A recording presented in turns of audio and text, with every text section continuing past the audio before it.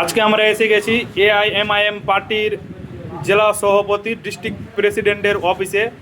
আজকে এই পার্টিতে আমরা খুশির বার্তা দেখতে পাচ্ছি, আপনাদের চোখের সামনে তুলে ধরলাম।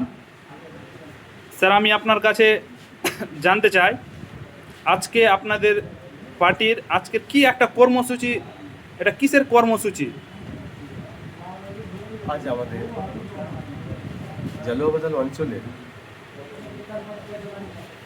অঞ্চলের কমিটি গঠন করা হলো এবং আমাদের জলবাদল অঞ্চলের সভাপতি গঠন করা হলো। সভাপতি হিসাবে আমি আমাদের অঞ্চলের জলবাদল অঞ্চলের সভাপতি নুরুল ইসলাম ভাই এবং সহসভাপতি আইনুল হক সাহেব দুজনকে আমি আজকে আমার তরফ থেকে ওনাদেরকে সার্টিফিকেট দিলাম।